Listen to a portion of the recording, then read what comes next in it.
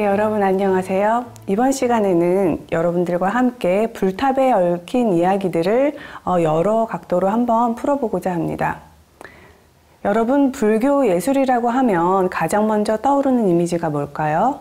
제 생각에는 아마도 우리들이 사찰에 가서 가장 먼저 그 다양한 그런 모습으로 만나게 되는 불화 혹은 금당 안에 모셔진 불상의 이미지들을 아마 떠올릴 것 같아요. 하지만 그 불교 미술사의 그 역사를 거슬러 올라가면 불교 예술의 시발점이라고 할 수 있는 불탑을 우리는 만나게 됩니다. 불탑에는 어떤 의미와 또 어떤 가치와 어떤 이야기들이 담겨 있을까요? 사실 우리가 이제 불탑이라고 얘기를 하는데요. 이 탑이라는 것은 산스크리트어 그 스투파 혹은 이제 투파에서 비롯되었죠. 그래서 그것이 솔도파, 타파라고 불리다가 우리한테 이제 탑이라는 말로 정착이 됐죠. 사실 그 초기 탑의 형태를 보시면은요. 지금 우리한테 익숙한 그 위로 솟은 석탑의 형태하고는 매우 다른 모습입니다. 부처님이 열반하시고 나서 그 주변의 8부족들이 이제 부처님의 사리를 모시기를 원했고요. 그래서 그 부족, 8부족들이 그 사리를 나누어 가지게 되고 각각 탑을 세우게 되죠.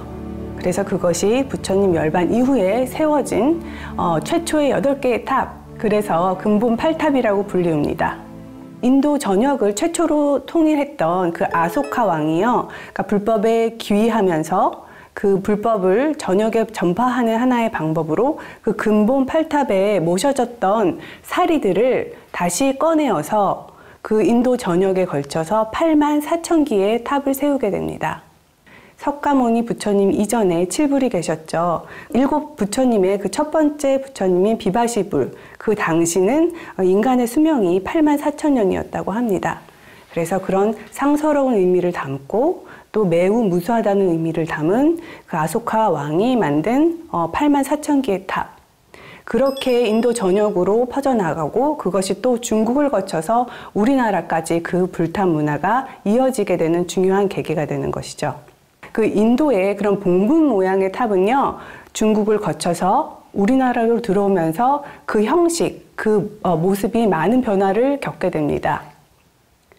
중국으로 전래된 그 탑은요, 그 탑의 형식은 그곳의 문화에 맞게 변형이 되었죠. 그래서 가장 고귀하고 중요한 부처님의 사리를 모시는 건물이 지어지게 됩니다. 주로 목재를 사용해서 높이 층층이 쌓아 올린 그 목탑 형식이 중국 탑의 그런 전형적인 양식이고요. 벽돌을 쌓아서 층층이 올려서 공간을 만들고 그 안에 들어가서 예배할 수 있는 그런 전탑 형식도 목탑과 함께 중국의 전형적인 탑 양식입니다. 그리고 일본 같은 경우에는 워낙 목재가 풍부하기 때문에 목재로 만들어진 탑이 오늘날까지 많이 남아있죠. 그래서 우리나라의 불교가 전래되고 또 백제 또 신라시대의 초기에는요, 그 중국의 형식을 따라서 목탑이 많이 만들어졌습니다. 그 목탑이 점차 전탑으로 그리고 나중에는 석탑으로 발전하게 되면서 그 규모는 작아지고 그 건축물을 모방한 석탑의 형식으로 변화하게 됩니다. 그러면 이러한 석탑이 우리한테 어떠한 의미와 가치를 전해주고 있는지 조금 더 자세하게 살펴보도록 하겠습니다. 우선 탑이 어떤 것들을 간직하는지 우리가 생각해 볼 수 있겠죠. 1차적으로는 이제 부처님이 열반하신 후 부처님의 진신, 부처님의 사리를 간직하는 이제 탑의 역할이고요. 그리고 또 이후에 이르러서는 부처님의 사리뿐만이 아니라 부처님의 가르침을 상징하는 경전을 모시는 탑의 역할이 대두되기도 합니다.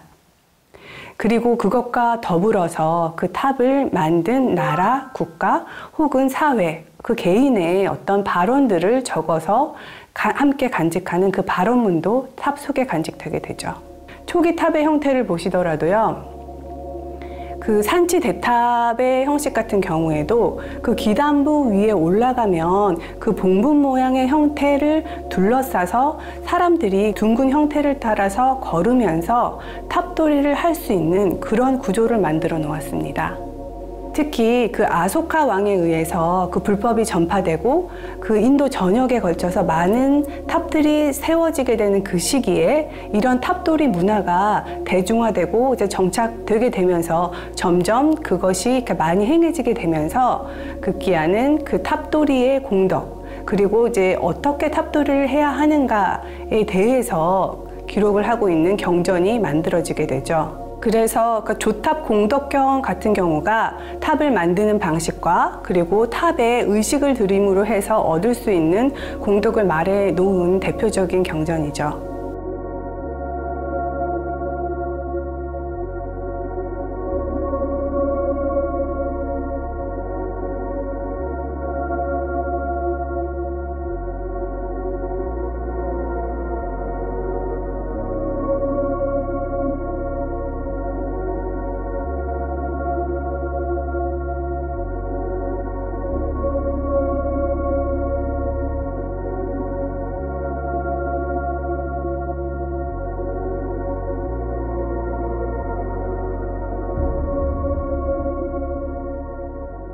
화엄경의 정행품에 보면은요, 그 탑돌이를 하는 그 의미, 그 탑돌이를 하는 그 원래의 의미에 대해서 설명을 하고 있는데요. 그 탑에 예경을 하는 것은 불도를 이루기를 기원을 하는 것이고, 또 탑을 오른쪽으로 도는 것은 또 불도를 밟아 나가기 위한 것.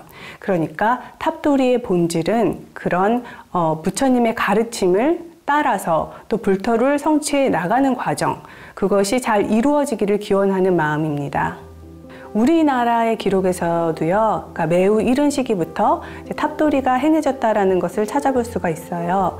그 신라 시대에 그 가장 첫 번째로 지어진 절, 지금은 터만 남아있죠. 그 흑륜사에 그 초파일에 그 많은 사람들이 모여서, 남녀들이 모여서 탑돌이를 했다라는 기록, 그리고 그에 얽힌 설화들을 우리가 만나볼 수 있죠.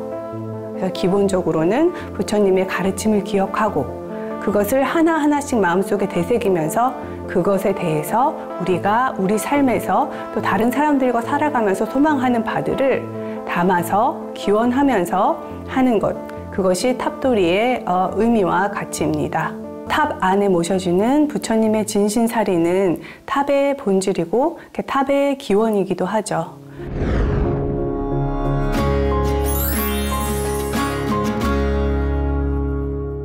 인도로부터 그러니까 불교가 중국에 전래되었을 때 그러니까 중국의 많은 승려들은 인도로 가서 이제 사리를 구하여 오고자 노력을 했고요. 그 사정은 우리나라도 마찬가지였습니다. 우리나라에 또 백제로부터 이제 불교가 들여오고 또 신라에서 이제 불교를 공인을 한 이후에 또 신라의 승려들도 그 중국으로부터 사리를 들여왔었다라는 기록이 남아 있습니다. 기록에 최초로 남아있는 중국으로부터 들여온 사리는 그러니까 신라 진흥왕 때 양나라로부터 모셔온 사리라고 합니다. 그래서 그 이 진흥왕은 이 사리를 너무 손꼽아 기다렸겠죠. 그래서 양나라에서 그 사리가 도착했을 때 그 절 앞에 나와서 직접 그 사리를 맞이했고요. 그리고 나중에는 이 사리를 친견하고 모시게 된 계기로 스스로가 불법에 귀의해서 승려가 되기도 합니다. 또한 우리나라 불탑 신앙에서 어쩌면 가장 중요한 진신사리, 그것은 신라 선덕여왕 때 자장률사가 당나라로부터 들여온 사리입니다. 이 자장률사가 당나라로 가서 문수보살상 앞에서 7일 동안 기도를 하게 되죠. 그래서 그 문수보살로부터 부처님의 사리와 또 사구계와 또 경전들을 얻게 됩니다. 이때 들여온 사리가 100여 개라고 기록되어 있는데요. 이렇게 도착한 사리는 신라 시대의 가장 큰 절이었던 황룡사, 그리고 태화사, 그리고 지금의 통도사에 나뉘어서 봉안되게 됩니다. 이렇게 부처님의 진신사리를 모시고 있는 그런 사찰을 우리가 정멸보궁이라고 부르는데요. 정멸보궁, 그러니까 고요하게 인멸하신, 그러니까 부처님께서 고요하게 인멸하신 그러한 성스러운 궁전. 따라서 이렇게 부처님의 진신 자체를 모시고 있는 사찰들은요, 부처님의 다른 형상을 함께 모시지 않습니다. 따라서 탑은 존재하지만 어떤 우리가 흔히 사찰에서 볼 수 있는 불상이라던가 불화, 부처님의 모습을 다른 방식으로 형상화해 놓은 이미지들은 함께 탑과 존재하지가 않죠. 1300여 개가 넘는 아주 무수한 탑들이 존재하고 있습니다. 생각해보면 부처님이 돌아가시고 모실 수 있었던 사리의 양은 정해져 있었겠죠. 탑들이 인도뿐만 아니라 중국, 우리나라, 일본에도 존재하는데 그 모든 탑에 부처님의 진실사리를 모시는 것은 물리적으로 불가능한 일이겠죠. 따라서 점점 진신사리를 대체할 수 있는 또 다른 방식의 사리, 부처님의 가르침을 상징하는 어떠한 것, 바로 경전입니다. 그래서 부처님의 진신사리 대신에 똑같은 그 의미를 담아서 경전을 모시게 되는 것을 우리가 법신사리라고 부릅니다. 최초의 법신사리는 부처님이 깨달으신 그 가르침의 핵심을 요약한 하나의 구절, 하나의 개송이었습니다. 바로 영기개송 또는 영기법송이라고 부르는 짤막한 식구입니다. 연, 맺어진 인연, 발생한 인연에 따라서 기, 일어난다. 인연에 따라서 일어났기 때문에 그 인연이 다하기 때문에 사라진다. 따라서 우리가 경험하는, 보는 어떤 만물의 그 본체는 영원히 존재하는 것이 아닌 조건에 의해서 형성되었다가 사라지는 것이다. 그것을 깨닫는 것이 진리의 요체이다. 이 내용이 영기개송의 내용입니다. 그래서 초기에 경전에서 기록하고 있는 법신사리는 이 영기개송을 탑에 봉안하는 것이었습니다. 조탑 공덕경에는요, 영기법송이 어떻게 봉안되어야 하는지에 대한 내용이 담겨 있습니다. 관세음보살님이 부처님께 탑을 세우는 방법에 대해서 묻죠. 그 물음에 대해서 부처님께서는 반드시 사리와 함께 경전들을 안치해야 되고 최소한 반드시 봉안해야 되는 경전이 영기개송이다 라고 이야기합니다. 왜냐하면 그것은 부처님의 가르침의 요체를 담고 있고 법신 그 자체이기 때문이다 라고 설하십니다.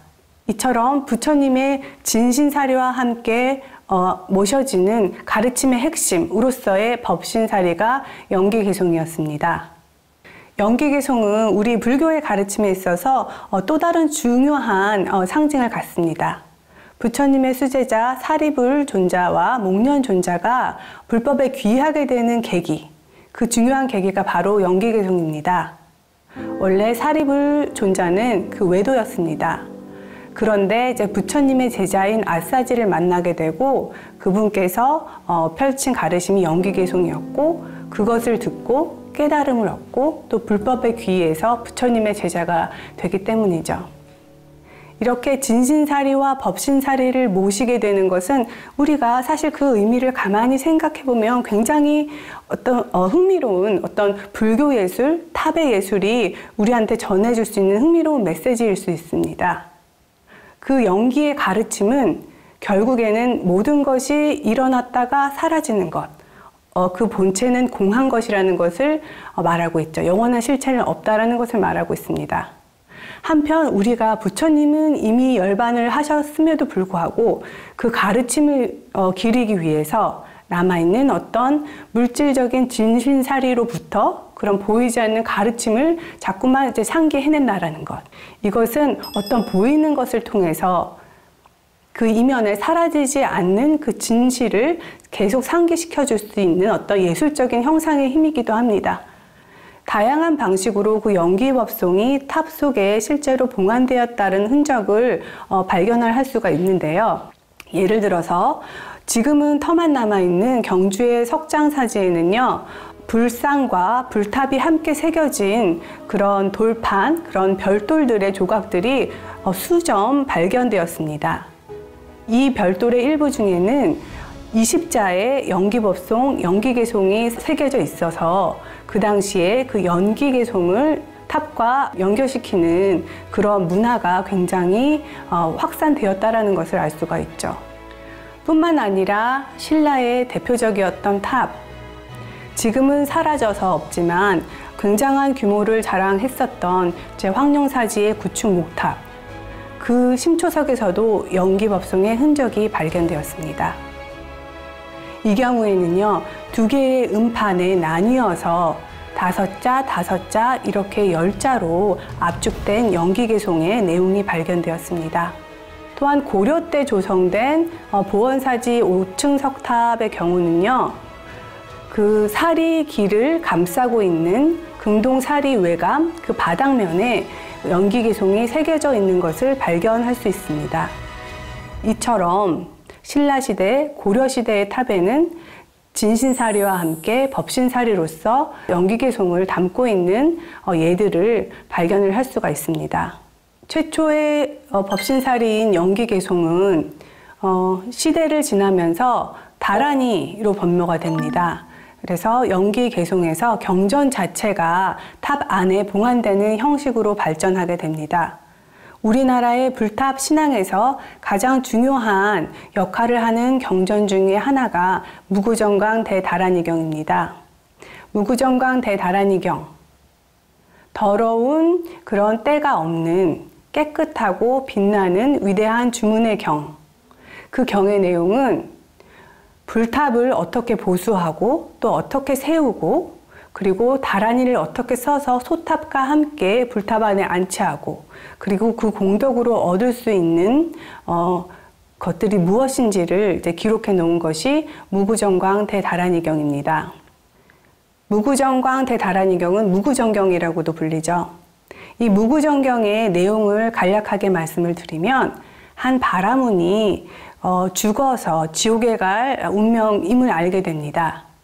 그래서 뒤늦게 불법에 귀의하고 부처님께 어떻게 해야 하는지 묻게 되는데 그때 이제 대답해 주시는 내용이 오래된 탑을 보수를 하고 그 안에 77기의 소탑을 만들어서 또 다란이를 써서 그 탑 하나에 하나씩 넣고 그것을 탑 안에 봉안할 것, 또 그렇게 하는 공덕으로서 수명이 연장되고 또 좋은 곳에 태어나게 되고 또 죄업을 소멸받게 되고 이제 부처님의 보호를 받게 된다라는 내용이 기록되어 있죠.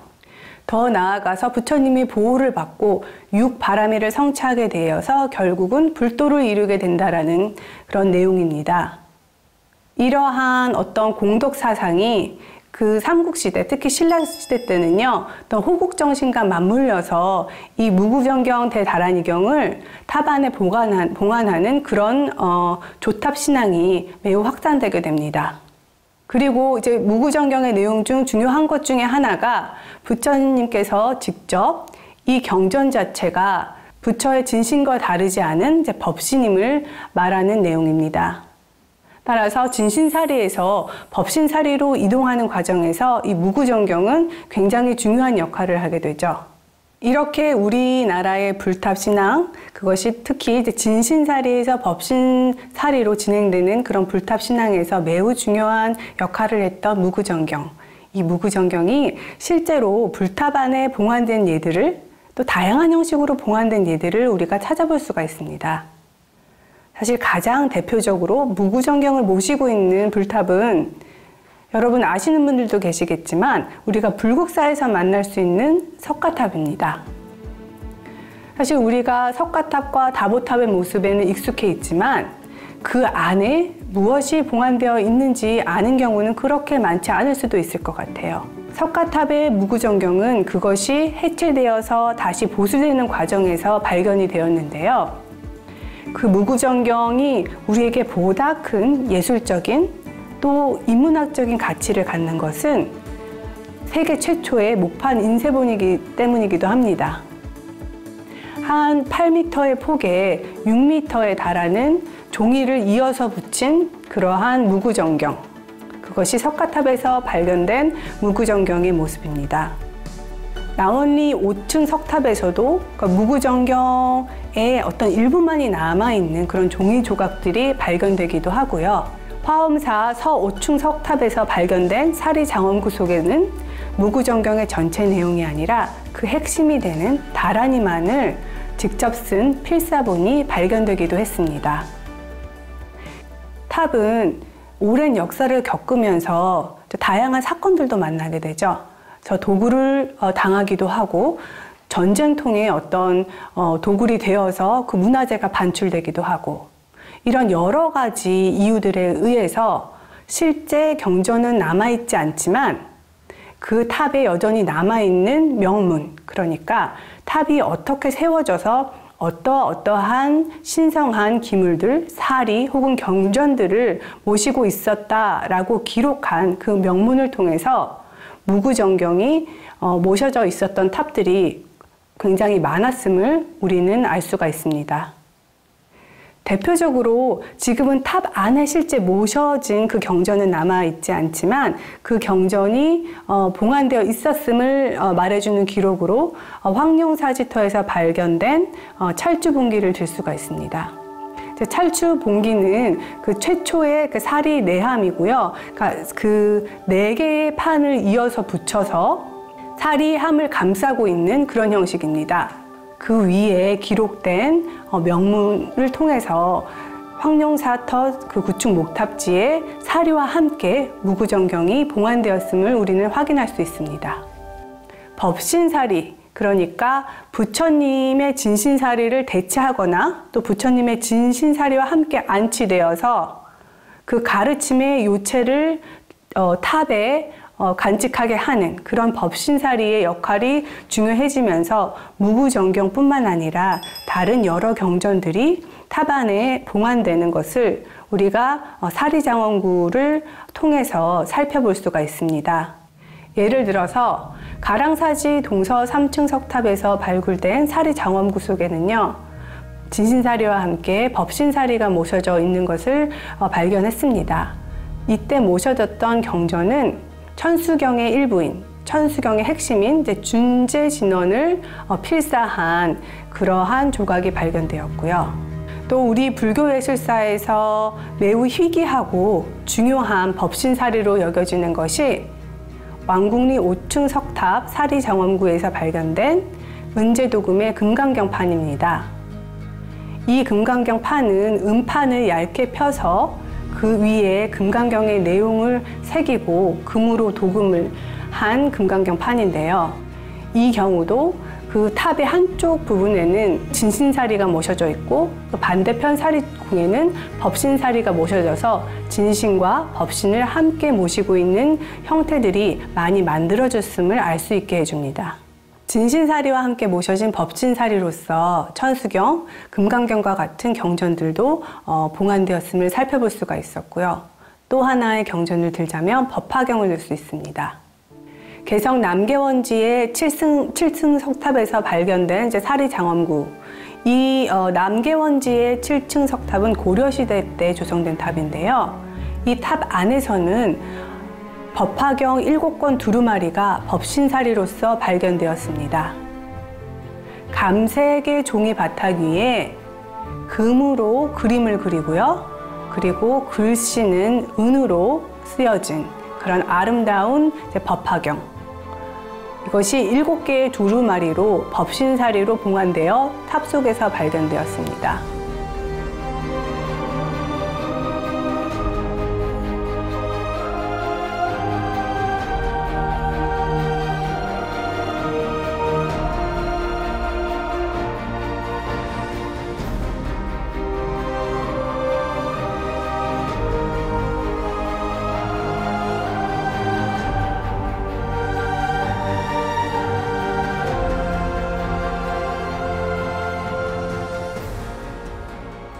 탑 안에 모셔진 경전에 대해서 이야기를 풀어보았어요.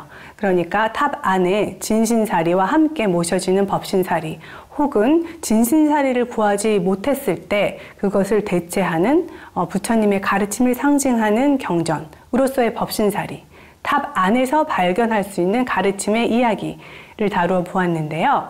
지금 이제는 좀 그 바깥으로 나가보죠. 그래서 우리가 탑의 외면, 그 조형미를 통해서 어떠한 가르침을 또 읽어낼 수 있는가, 그리고 우리의 옛 선조들은 경전의 가르침을 어떠한 독창적인 미학으로 탑 위에 새겨 놓았는가, 특히 어떤 탑의 조형 언어와 결합하여서 우리한테 가르침을 미적으로 전달해 주는 데 있어서 중요한 경전이 화엄경과 법화경입니다.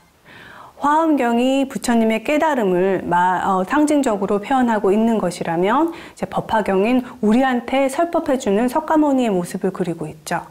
어떻게 보면 두 경전 모두가 그런 역사적인 인물로서의 하나의 석가모니를 넘어서 영원한 진리를 상징하고 있는 법신에 대해서 말하고 있습니다. 화엄경의 교주인 비로자라물은 법신불이죠. 역사적인 그런 유한한 존재가 아니라 불교의 진리 자체를, 그 불법 자체를 상징하는 영원하고 모든 것에 상주하는 법신불입니다. 그리고 법화경에서도 이런 법신불 사상을 알 수 있는 부분들이 있습니다. 법화경의 이제 법사품에서는 특히 이제 법신에 대해서 기록하고 있는데요. 이 법사품에는 이 법화경이 설해지는 자리에는 아름다운 탑이 세워질 것이며 그 안에는 사리를 안치하지 말아라. 왜냐하면 이 법화경의 가르침 자체가 부처님의 진신이기 때문이다. 그것이 바로 법신이기 때문이다 라는 내용이 담겨 있습니다. 법화경이 또 우리나라의 불탑 신앙과 밀접한 관계를 갖는 또 한 가지 이유가 있죠. 바로 법화경의 견보타품입니다. 견보타품, 그러니까 보탑을 본다 라는 그 내용인데요. 사실 그 내용을 가장 아름답게 형상화해 놓은 것이 불국사에서 우리가 만날 수 있는 석가탑과 다보탑입니다. 바로 이 석가탑과 다보탑은 견보타품에 나오는 석가열애와 다보열애를 상징하는 조형입니다. 그리고 단순히 석가탑과 다보열애의 모습을 형상화해 놓았을 뿐만 아니라 이 석가탑과 다보탑이 펼쳐내고 있는 조형 언어를 읽어내는 것은 그 법화경의 요체를 이해하는 것과도 맞닿아 있다고 할 수 있습니다. 법화경의 요체라고 하면 모든 사람들이 깨달을 수 있음, 모든 사람들이 부처임, 모든 사람들한테 성불할 수 있는 그런 불성이 있음, 이런 가르침이 이제 법화경이 우리한테 전달하는 요체인데요. 견보타품의 내용을 살펴보면 석가열애가 설법하는 자리에 그 땅에서 보탑이 솟습니다. 그리고 그 안에서 과거불이자 법신불인 다보불의 음성이 들립니다. 그 보탑의 모습은 매우 장엄하고 높고 또 온갖 보석으로 장식되어 있고 수많은 난간, 수많은 감실들을 갖추고 있습니다. 그 안에서 다보열의 음성이 석가모니의 가르침을 찬탄하면서 그 가르침이 옳고 참임을 증명하는 그 내용입니다. 그 장면을 두 개의 탑으로 형상화해 놓은 것이 불국사 앞마당에 있는 석가탑과 다보탑입니다. 어떻게 보면 번뇌가 가득하고 어떤 때가 묻어 있는 땅으로부터 솟았다라는 것은 이미 우리에게 갖추어져 있었던 불성이 석가모니의 가르침을 만나서 발현되었다라는 의미로 해석할 수도 있습니다.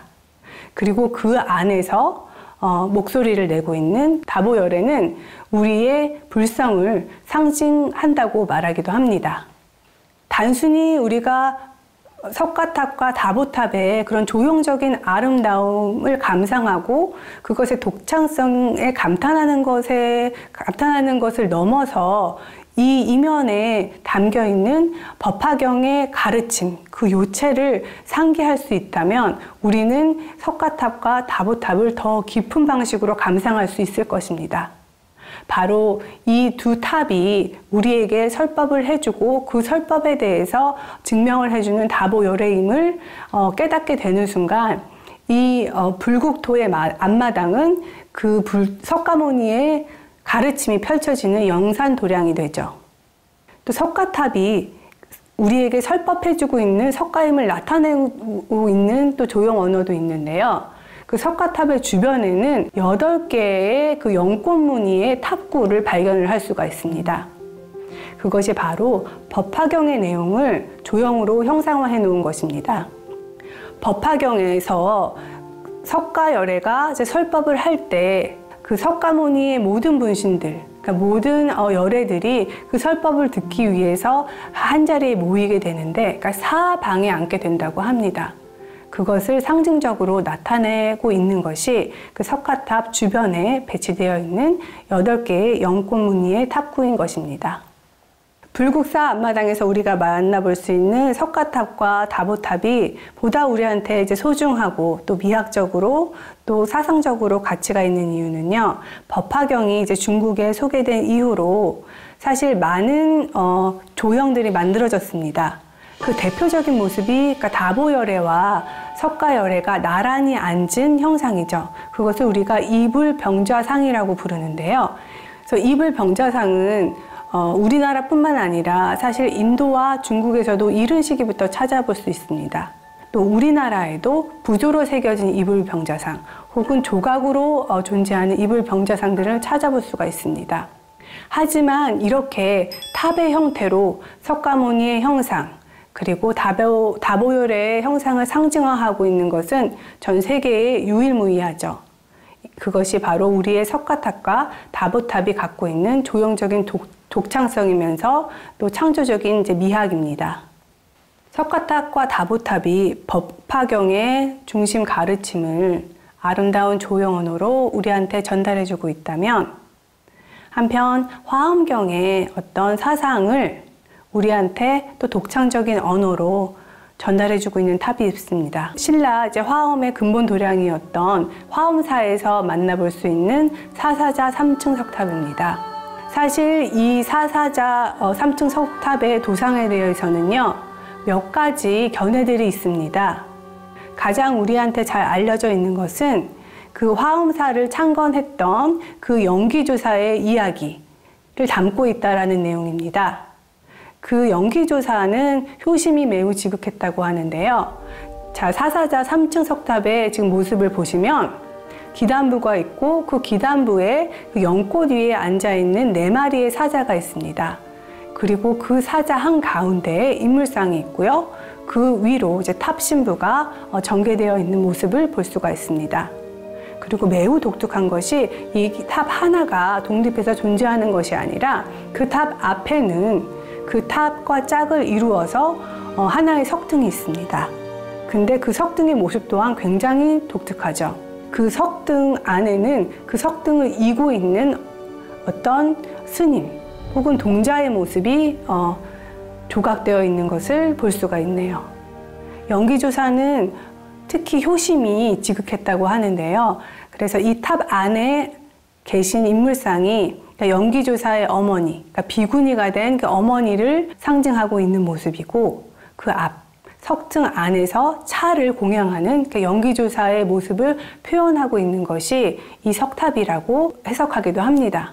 또 한 가지는 화엄경의 내용에 입각해서 이 사사자 3층 석탑과 그 앞에 석등의 그 도상을 읽어내는 경우입니다. 그러니까 화엄경의 입법계품은 선제동자가 구도하는 과정을 그리고 있죠. 선제동자가 53명의 선지식들을 차례차례로 찾아가면서 구도, 깨달음의 과정을 밟아나가는 과정을 그리고 있습니다. 그 구도의 과정에서 만나게 되는 비구니 스님이 있는데요. 그 비구니 스님의 이름은 사자빈신 비구니입니다. 바로 이 사자빈신 비구니와 선제동자의 만남, 그 장면을 표현하고 있다라는 해석이 이제 두 번째 해석입니다.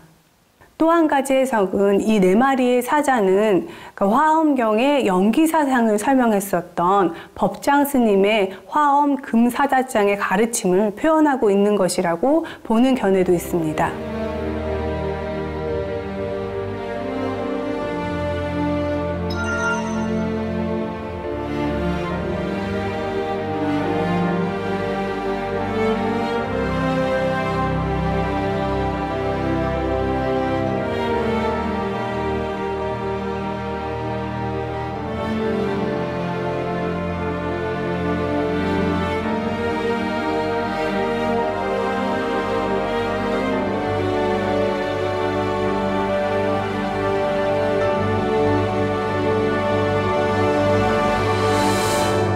또 사자라는 도상 자체는 화엄경에서 또 불교에 있어서 굉장히 중요한 상징을 담고 있는 것이기도 하죠.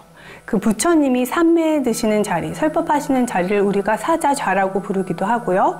그리고 부처님 자체를 동물 중에서 가장 뛰어난 동물인 사자에 비유해서 사람 사자, 인사자라고 부르기도 하죠. 그리고 부처님이 드시는 그 삼매의 기운을 입사자 빈신삼매라는 표현으로 화엄경에서 이제 그리고 있죠. 마치 아무런 두려움이 없는, 위험이 있는 사자가 떨치고 일어나듯이 그러한 기세로 드는 삼매, 그렇게 삼매에 들어서 그런 자비의 마음을 펼쳐내는 그런 부처님, 그런 것을 상징하는 동물로서 우리가 사자를 말을 하기도 합니다. 이렇게 불교적으로 깊은 의미 그리고 가치를 지닌 사자와 결합한 독특한 조형미를 보여주는 사사자 3층 석탑, 이것이 매우 인상적이고 또 아름답기 때문에 이 탑의 조형을 모방한 다른 탑들이 만들어지는 경우도 있습니다. 예를 들어서 화엄사에는 사사자 3층 석탑뿐만 아니라 원통정 앞에는 또 다른 사자상이 놓여 있고요. 그리고 제천에도 사자 빈신사지 석탑을 찾아볼 수가 있습니다. 거의 비슷한 그런 조형 언어를 사용하고 있지만 다른 형태의 모습을 띠고 있죠. 그리고 홍천 괴성리에서도 사사자 3층 석탑을 찾아볼 수가 있습니다. 이 탑들은 모두 앞서 우리가 보았던 그 화엄사의 사사자 3층 석탑의 영감을 받아서 그것을 모방해서 만들어진 탑들입니다.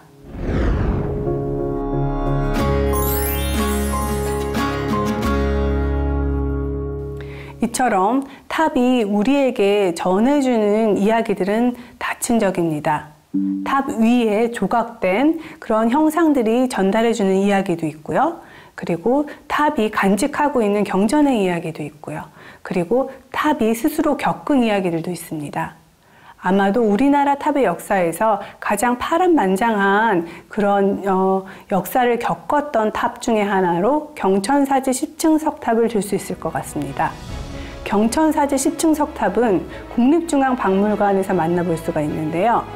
그 중앙박물관의 메인홀을 들어서면 마주하게 되는 것이 13m가 넘는 거대한 탑입니다. 저는 처음 이 경천사지 석탑을 박물관 안에 마주했을 때 조금 놀랐습니다. 탑이라고 하면 바깥에 놓여 있는 것, 사찰에 놓여 있는 것, 혹은 사찰의 건물은 사라졌어도 어떤 절터에 놓여 있는 것이 탑인데 왜 이 탑은 박물관 안에 놓여 있을까 하고 조금은 답답한 마음도 들었는데요. 그 배경에 있는 그 역사를 알게 되자 어떻게 보면 오히려 안도감이 들기도 했습니다. 그 탑의 모습을 보시면 매우 화려합니다. 빈 공간이 없이 빼곡하게 조각이 되어 있고, 그리고 우리나라의 전형적인 석탑의 모습과는 굉장히 다른 모습임을 알 수가 있죠. 그리고 이제 10층의 높은 형태를 띠고 있기 때문에 조각할 수 있는 면적도 그만큼 많죠. 이 경천사지 10층 석탑은 고려 때 만들어진 탑입니다. 개성에 있었던 경천사지에 있었던 탑인데요. 고려 왕실의 원찰이었습니다. 이렇게 탑의 모습이 이례적이고 독특한 이유는 그 탑이 당시의 문화 교류적인 상황을 반영하기 때문입니다. 당시 고려는 원나라와 활발하게 교류하는 밖으로 열린 사회였습니다. 그래서 그 경천사지 석탑에는요, 우리나라의 그런 고유한 양식뿐만이 아니라 원나라, 그러니까 몽고의 형식, 그리고 또 티베트의 형식이 같이 반영되어 있죠. 경천사지 10층 탑을 찬찬히 들여다보시면은요, 기단부에서 꼭대기까지 빼곡하게 조각이 된 것을 보실 수 있습니다. 기단부에는 서유기의 내용도 기록되어 있는데요. 동아시아에서 찾아볼 수 있는 가장 오래된 최초의 서유기 도상이라고 합니다. 그리고 탑신부에는 다양한 그 부처님의 법회의 모습이 조각되어 있고요. 또 그 위로는 수많은 부처님, 열애상들이 조각되어 있는 것을 보실 수가 있습니다. 경천사지 10층 석탑은 그 기단부부터 그 10층의 탑신부에 이르기까지 빼곡하게 불교의 이야기들, 가르침들을 펼쳐내고 있습니다. 이렇게 아름다운 조각을 품고 있는 경천사지탑은 아마도 많은 이들이 탐낼 만한 것인가 봅니다. 일제강점기에 이제 다나카라는 일본인이 이 경천사지 석탑을 밀반출하게 됩니다. 개성의 주민들이 그 밀반출을 해 나가려는 그 다나카를 가로막으려고 했지만 총칼로 위협하여서 이 탑을 조각조각 해체를 해서 일본으로 밀반출을 하게 되죠. 하지만 다행히도 밀반출했다라는 이 만행이 한 명의 미국인과 한 명의 영국인 저널리스트에 의해서 알려지게 되고요. 이들이 신문에 기사를 실게 됩니다. 코리아 리뷰와 대한매일신보에 이 사실을 알리게 되죠. 그래서 이 사실이 우리나라의 국민들뿐만 아니라 일본의 국민들에게도 전해지게 되고요. 많은 반발을 불러일으키게 됩니다. 많은 비판을 받게 되죠. 그래서 결국은 그 압력에 못 이겨서 다시 이 탑이 우리나라에 돌아오게 됩니다. 그런데 수년이 지난 후에 돌아온 이 탑은 이미 많이 훼손이 되어 있었죠. 그래서 처음에는 경복궁 근전전의 회랑에 거의 방치가 되다 싶은 상태로 놓여 있다가 이제 경복궁에 그 야외에 전시가 되어서 대중들한테 공개가 되게 됩니다. 그렇게 한참 공개가 되었는데 사실 이 탑이 특이한 점의 하나가 물론 이 이례적인 형식과 빼곡히 조형되어 있는 조각들이 매우 특이한 점이기도 하지만은요, 이 재질 자체도 굉장히 특이합니다. 우리나라 석탑의 대부분은 화강암으로 만들어져 있지만은 이 석탑은 대리석으로 만들어져 있습니다. 그래서 화강암보다 훨씬 부드럽고 또 손상을 입기가 쉬운 대리석은 야외에 장기간 노출되어 있으면 훼손을 입을 수밖에 없겠죠. 그래서 서서히 이제 훼손이 되어가는 상태에서 다시 보수 작업을 거치게 되죠. 그래서 장기간의 보수 작업을 거치게 되고 더 이상의 훼손을 막기 위해서 결국은 국립중앙박물관의 홀, 그 내부 안으로 모셔지게 됩니다.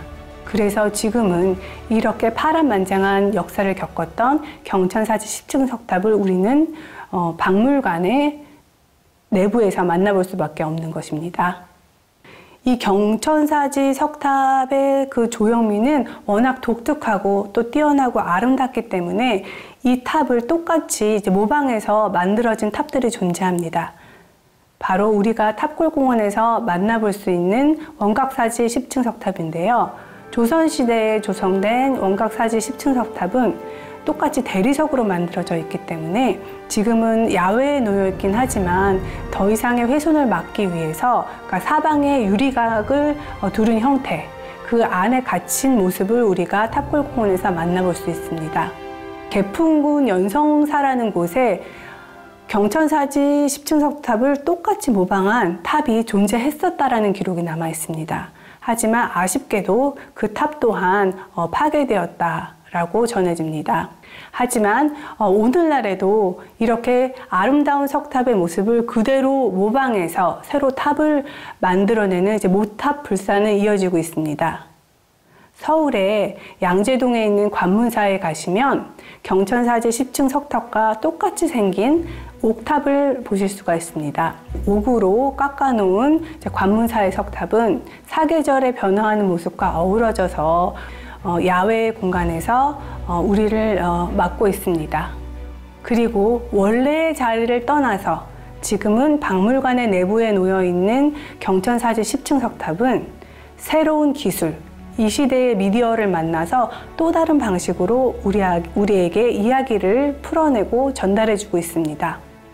저녁에 그 박물관에 가시면은요, 그 탑 위에 프로젝션 되도록 그렇게 설계가 된 미디어 파사드를 만날 수가 있습니다.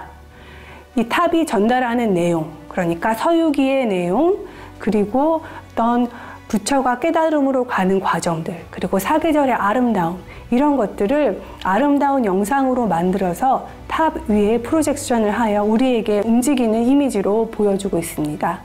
이렇게 오랜 시간 동안 자리를 지켜오고 또 한편으로는 자리를 옮겨서 우리한테 불교의 가르침, 또 문화, 그리고 역사의 이야기를 전해주는 탑은 또 현대의 새로운 언어를 만나서 그 이야기들을 우리와 함께 이어가고 있습니다.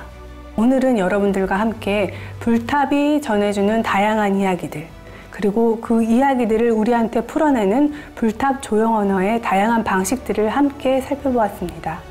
이 이야기들이 여러분들한테 새로운 이야기일 수도 있고 또 어느 정도는 익숙한 이야기일 수도 있을 것 같네요. 오늘 함께 나누었던 이야기들이 여러분들이 또 다른 자리에서 또 다른 불탑을 만나게 될 때 보다 깊은 체험, 그리고 또 새로운 이야기들을 이어가는데 도움이 되었으면 하는 바람입니다. 지금까지 함께 해주셔서 감사합니다.